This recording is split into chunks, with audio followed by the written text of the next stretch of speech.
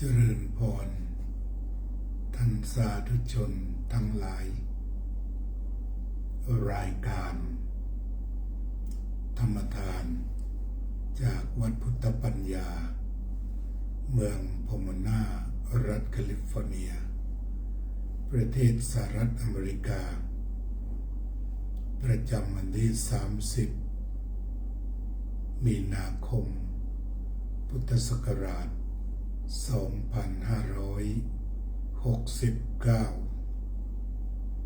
วันนี้วันที่30มีนาคมพุทธศักราช2569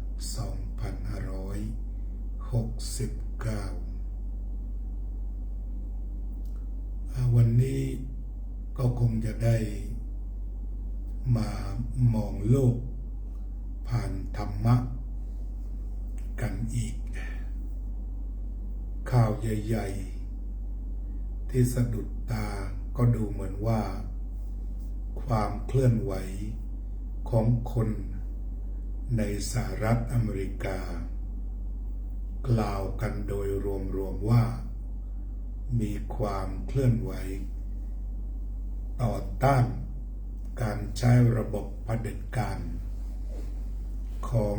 ประธานาธิบดีโดนัลด์ทรัมป์ที่มักจะคิดอะไรแล้วตัดสินใจไปวันนี้รายการธรรมทาน ธรรมสัญจรมาที่วัดแทนวันดีเจริญสุขอำเภอบางขุนเทียนกรุงเทพมหานครโดยการถวายปัจจัยสี่โดยท่านอาจารย์พระครูภาวนาหรือท่านอาจารย์ด็อกเตอร์พระมหาทวีปกตปุญโญ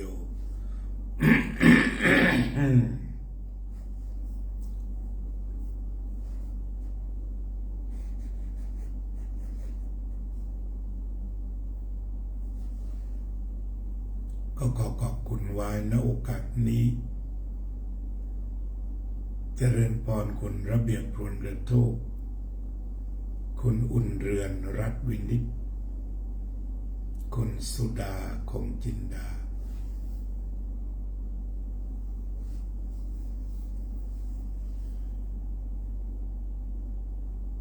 หากเรามองโลกผ่านธรรมโดยใช้หลักแห่งอกุศลมูลก็คือรากฐานแห่งความชั่วทั้งปวงรากฐานแห่งความชั่วทั้งปวงพระพุทธองค์ตรัสไว้ว่ามีโลภะโทสะและโมหะความชั่วที่เกิดขึ้นในโลกนี้มีรากหรือฐาน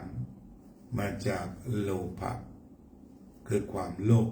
นั่นเองเจริญพรโยมสุนิตวงศ์สุเทพจากการเคลื่อนไหว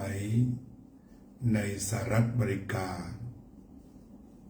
เราก็จะ เห็นป้ายต่อต้านสงคราม No War อีกอันหนึ่งเรียกว่า No Blood for Oil คือต่อต้านสงครามด้วยแล้วก็มีรายละเอียดว่าไม่ควรเอาเลือดไปแลกกับน้ำมันชาวสหรัฐเองทุกคนก็รู้ว่าการที่ประธานาธิบดีโดนัลด์ทรัมป์ทำสงครามเพื่อที่จะครอบครองแหล่งน้ำมันอันยิ่งใหญ่ของโลกในทางตะวันออกกลางก็คือการสะท้อนโลภะแต่ว่านักเคลื่อนไหวต่างๆมองเห็นบทเรียนของสงคราม ที่เคยผ่านมา มีแต่การนำลูกหลาน ของประชาชนไปตายในสงคราม โดยเฉพาะสงครามที่อยู่ห่างไกลเช่นนั้นเป็นสงครามที่ไม่จำเป็นจะต้องไปในทัศนะของคนสหรัฐโดยทั่วไปก็เลยลุกขึ้นมาต่อต้านความคิดเผด็จการเบ็ดเสร็จของประธานาธิบดีโดนัลด์ทรัมป์ซึ่งความคิดเผด็จการเบ็ดเสร็จก็มีอยู่ ในอำนาจของประธานาธิบดีเพราะว่าการออกแบบประชาธิปไตยในสหรัฐอเมริกานั้นแท้จริงแล้วก็คือเมื่อประธานาธิบดีชนะการเลือกตั้ง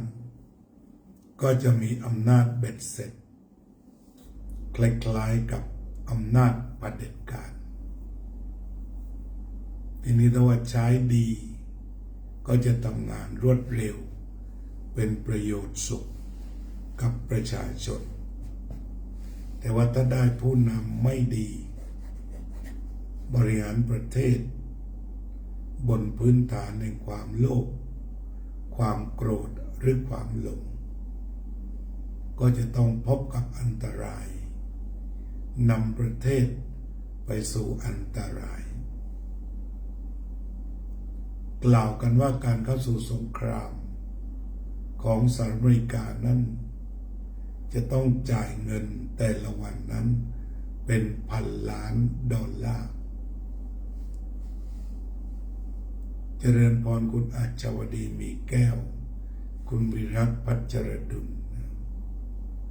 คือวันหนึ่งเป็น$1,000 หรือมากกว่านั้น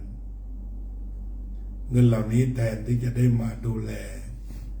เด็กๆ เยาวชน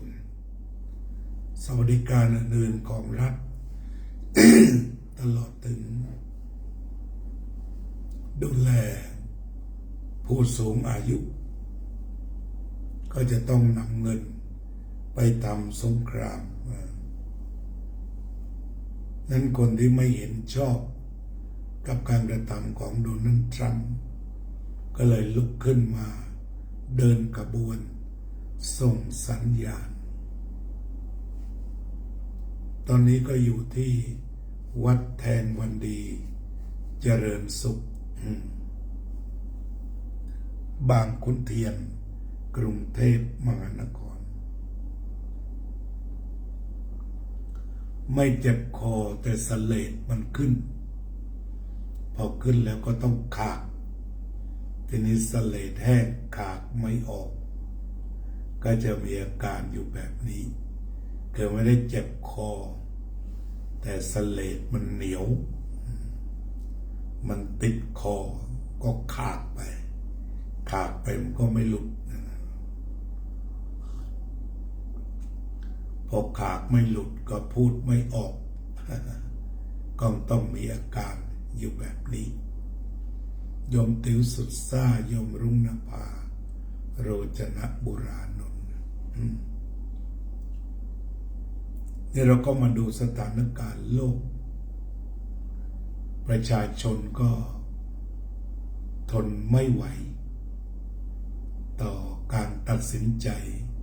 นำประเทศเข้าสู่สงครามแต่ว่าระบบประชาธิปไตยที่เขามีประเพณีแบบนี้มานานก็จะต้องยอมรับไปในทางปฏิบัติก็คือประธานาธิบดีคนไหนได้รับเลือกแล้วก็อยู่ไปถึง4 ปีนั่นแหละแม้จะมีระบบการถอดถอนที่เรียกว่า impeachment กว่าจะเสร็จกระบวนการก็ครบ4 ปีพอดีแต่อย่างไรก็ตามเขาก็มีเสรีที่จะลุกขึ้นมาประท้วงแบบไม่ใช้ความรุนแรงเรียกว่าถ้าดูโดยทั่วไปก็พอใช้ได้ยังอยู่ในระดับที่ไม่รุนแรงคือส่งเสียงให้ประธานาธิบดีว่า การตัดสินใจแบบนั้นประชาชนไม่ปลื้มด้วย ก็เป็นการเคลื่อนไหวของประชากรในระบบประชาธิปไตยกลับมาที่บ้านเราดูเฟซบางจุดก็รู้สึกว่าเริ่มจะไม่ทนกับราคาน้ำมันที่พุ่งพรวดพลาดไป6 บาทก่อนเข้ารายการก็มีเขียนอยู่หลายแห่งอาตมาก็ยังไม่เชื่อจนกว่าจะถึงพรุ่งนี้ว่าน้ำมันจะลดลงลิตรละ9 บาทตรงนี้น่าจะเป็นเฟกนิวเจอ3-4 จุดเมื่อตะกี้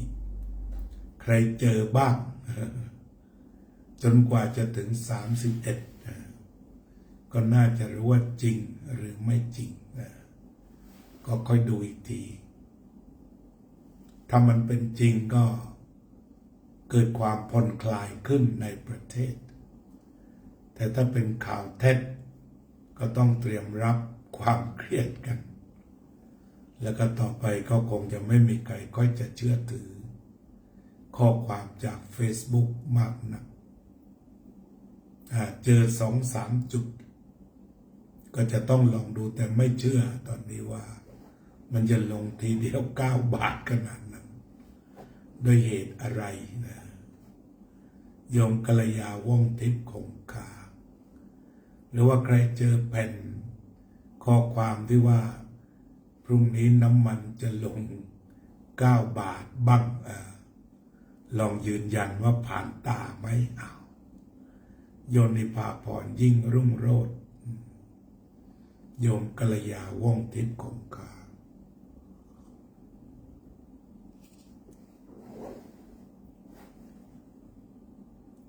อันนี้เราก็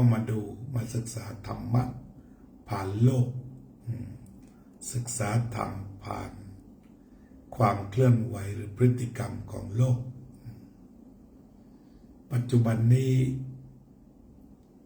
มนุษย์ที่กำลังรบราฆ่าฟันช่วงชิงทรัพยากรธรรมชาติชิงความได้เปรียบในเชิงเศรษฐกิจต่างๆนั้นล้วนจิตใจตั้งบนพื้นฐานแห่งโลภะโทสะและโมหะการรบกันการทำลายล้างกันโดยปราศจากความเมตตากรุณาก็คือเป็นกรรมหรือว่าปรากฏการณ์ที่แสดงออกมาจากจิตอันประกอบไปด้วยความโกรธความแค้นอาฆาตพยาบาทจองเวรอาวุธปัจจุบันนั้นน่ากลัวมากคือทำลายทุกสิ่งที่ขวางหน้าไม่ว่าจะเป็นตึกรามสถานที่ผลิตอาวุธคลังแสงมนุษย์หญิงชายเด็กคนชราไม่เว้นนี่อาวุธมหาปลัยทีนี้เมื่ออาวุธมหาปลัยนี้ไปอยู่ในมือของคนขาดสติมีชีวิตไปตามอำนาจโลภะบ้างโทสะบ้างโมหะบ้างโลกจึงตกอยู่ในฐานะที่อันตรายอย่างหลีกเลี่ยงไม่ได้เลยเรียกว่าเราจะต้องเจอรังสีพฤติกรรมจากโลภะเรื่องการฉวยโอกาสขึ้นราคาน้ำมันอันนี้ก็เป็นอำนาจของโลภะซึ่งกระจายกันไปทั่วมีโลภะเป็นเจ้าเรือนมีโลภะเป็นตัวนำน้ำมันขยับสินค้าอื่นก็ต้องขยับขึ้นหมดจะมีเหตุผลหรือไม่มีเหตุผล ก็ขอขึ้นไว้ก่อน แต่ว่าที่สำคัญคือโลภะมันก็เป็นโอกาสที่จะได้รับเงินบนความทุกข์ยากลำบากของคนอีกกลุ่มหนึ่งที่ไม่มีสินค้านั้นอันนี้ก็คือโลภะส่วนสงครามก็คือตัวโทสะสามารถบดขยี้ได้และโมหะก็คือแปลว่าไม่รู้ไม่ซึ้งถึงโทษของสงครามของการค้าของการทำลายล้างแต่หลงว่าสงครามต้องยุติด้วยอาวุธอันนี้ก็เป็นต้นแบบของตัวอย่างของโมหะคือหลงว่าอาวุธมหาปลัยจะสร้างสันติภาพนั่นก็คือจะต้องปราบประเทศอื่นให้ราบคาบเหลือแต่เจ้าของอาวุธมหาปลัยนั้นจะคุมโลกนี่คือความเห็นผิดมิจฉาทิฏฐิเรียกว่าโมหะคือเชื่อในการทำสงครามแต่ถ้ามีปัญญาที่เข้าถึงจิตจริงๆก็จะเห็นอย่างง่ายๆไม่สลับซับซ้อนว่าสงครามนั้นนำแต่ความทุกข์มาให้ Good morning from New York a beautiful day to be mindful and compassionate may all be free from suffering we always hope all beings be free from suffering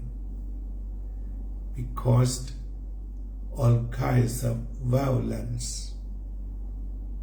is expensive but compassionate love is free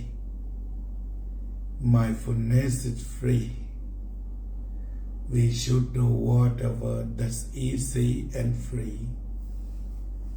นี่ก็เสียงจากคุณเดฟที่อวยพรมาจากนิวยอร์กเราก็ยังมีคนที่จิตใจดีงามอยู่มากนะที่มีพื้นฐานในความรักต้องการจะเรียกร้องยุติสงครามและความรุนแรงพวกเขาก็กำลังเดิน บนเส้นทางของพุทธวิถีที่ว่าอัปยาปัจจังสุขขังโลเกการไม่เบียดเบียนกันเป็นสุขในโลกเราก็ยังยืนยันว่าถ้าเราเดินตามรอยบาทพระศาสดาสงครามไม่มีวันเกิดพระวิถีพุทธสอนเรื่องความรักสัตว์ทั้งหลายไม่มีที่สุดไม่มีประมาณพระพุทธเจ้าไม่ได้ตีความหรืออนุญาตให้ใครฆ่าใครมีแต่สอนให้อภัยแล้วก็เมตตาสถานเดียวนั้นโลกที่จะเป็นวิถีพุทธก็จะต้องเป็นโลกที่เปี่ยมด้วยสติสัมปชัญญะเปี่ยมด้วยความไม่โลภคือจะต้องมีทานเปี่ยมด้วยอโทสะคือมีเมตตาแล้วก็อโมหะคือต้องมีภาวนา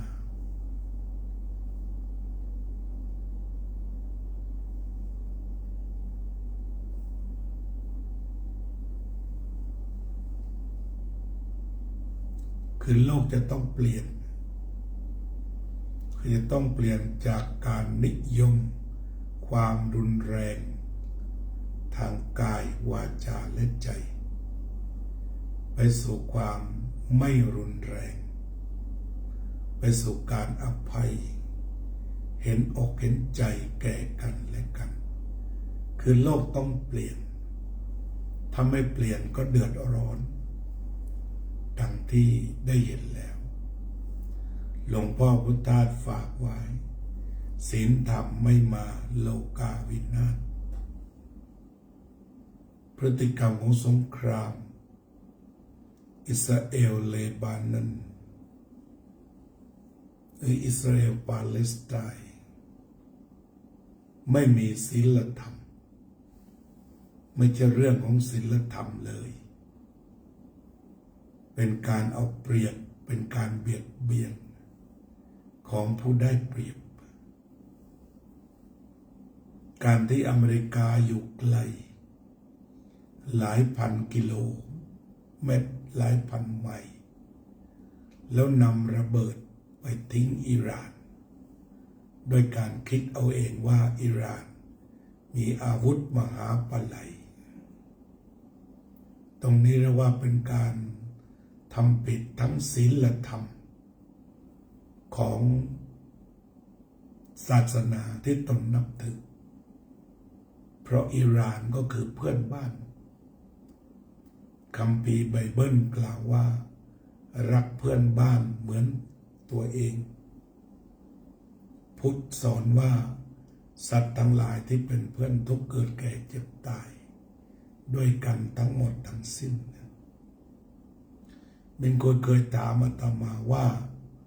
เราจะรักชาวมุสลิมได้ไหมเวลาที่เกิดเหตุรุนแรงทางภาคใต้อาตมาก็ยังยืนยันว่าเรารักพี่น้องชาวมุสลิมทั่วโลกได้หากมุสลิมทุกคนต้องแก่ต้องเจ็บต้องตายต้องเกิดต้องแก่ต้องเจ็บต้องตายชาวพุทธเป็นเพื่อนกันได้เสมอบนเงื่อนไขนี้งั้นเราสามารถที่จะรับได้ทีนี้ตรงนี้ถ้าเราเดินตามศาสนธรรมตามไบเบิลตามที่พระพุทธเจ้าตรัสถึงความรักความเมตตาการอภัยก็จะทำให้โลกน่าอยู่กว่านี้กว่าสงครามจะเสร็จมันทำลายล้างที่สำคัญคือทำลายโอกาสของโลกที่จะได้พัฒนาสินค้าพัฒนาเวชภัณฑ์เพื่อดูแลเพื่อนมนุษย์ทำลายโอกาสที่จะขนส่งแลกเปลี่ยนสินค้าไปทั่วโลกสงครามสกัดทั้งนั้นนี่ก็คือตัวอย่างของสถานการณ์ที่ตั้งอยู่บนโลภะโทสะโมหะอย่างแท้จริงโลกจะอยู่รอดก็จะต้องผูกมิตรด้วยการให้ถ้าทางมิตรตานิคันธติผู้ให้ย่อมผูกไมตรีไว้ได้เบื้องต้นเราจะต้องผูกไมตรีกับคนที่ใกล้ตัวที่สุดแต่ต้องผูกไมตรีอย่าโกรธอย่าเคืองอย่ากระทบกระทั่งใดๆรักกันเข้าไว้โจ้ยินดีเอาไงว่าเราต้องเริ่มต้นความรักในครอบครัวด้วยการไม่เบียดเบียนไม่ใช้ความรุนแรงในครอบครัวจะต้องเปี่ยมไปด้วยความรักและเป็นสวรรค์ของทุกคนที่อยู่ในบ้านเป็นบ้านเป็นครอบครัวที่มีรากฐานและก็สานต่อถักทอด้วยความรักวันเวลาผ่านไปในแต่ละครอบครัวให้เป็นวันเวลาของการถักทอผ้าห่มแห่งความรักที่จะโอบทุกคน ให้อยู่เย็นเป็นสุข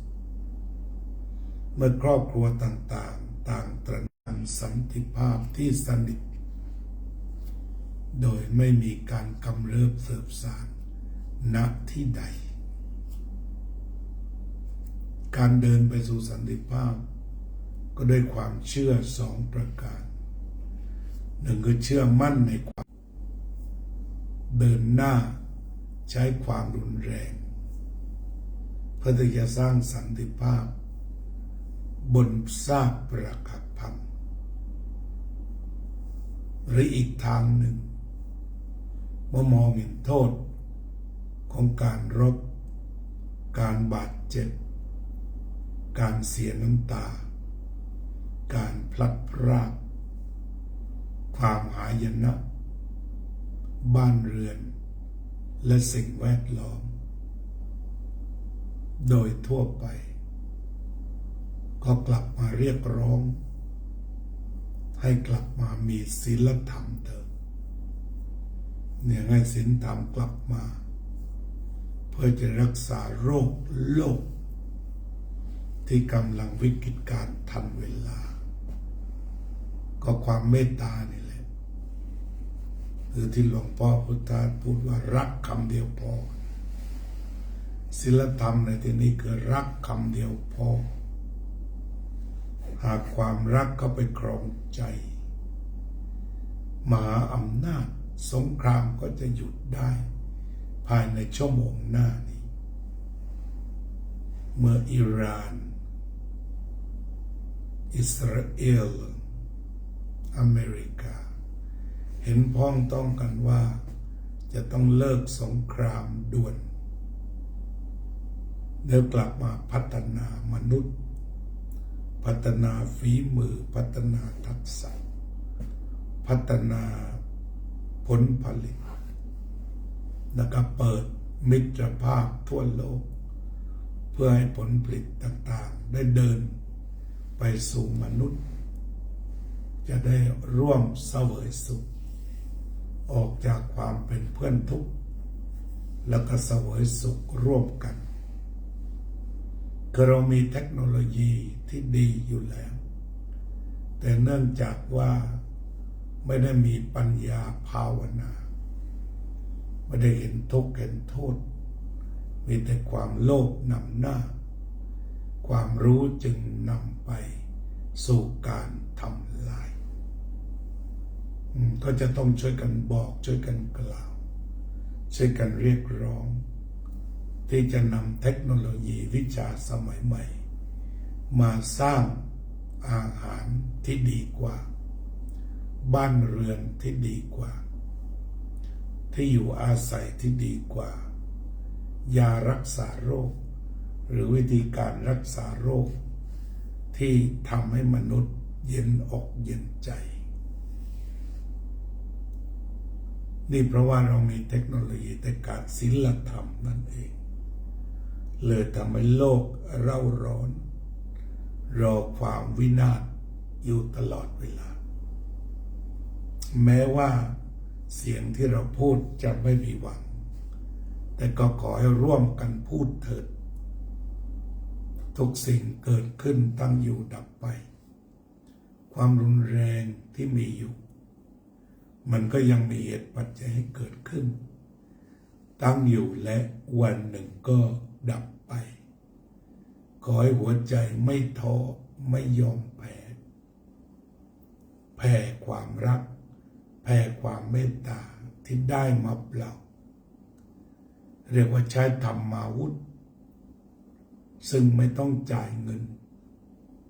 ปลูกรักในใจแผ่รักให้คนอื่นไม่มีที่สุดไม่มีประมาณโลกก็น่าจะอยู่กว่านี้ต้องเปลี่ยนความเชื่อว่าโลกเปลี่ยนแปลงได้ด้วยเมตตากรุณามุทิตาอุเบกขาโลกเปลี่ยนแปลงเป็นโลกที่ดีได้ด้วยการมีศีลสมาธิสัมปชัญญะและปัญญาสอดคล้องต้องกันไปโลกเปลี่ยน เปลี่ยนที่ใจ เปลี่ยนจากโลภะมาเป็นเสียสละเปลี่ยนจากโทสะมาเป็นเมตตากรุณาเปลี่ยนจากโมหะมาเป็นปัญญารักษาตนรักษาครอบครัวรักษาโลกให้สงบร่มเย็นและเป็นประโยชน์วันนี้ก็คงจะยุติไว้เพียงแค่นี้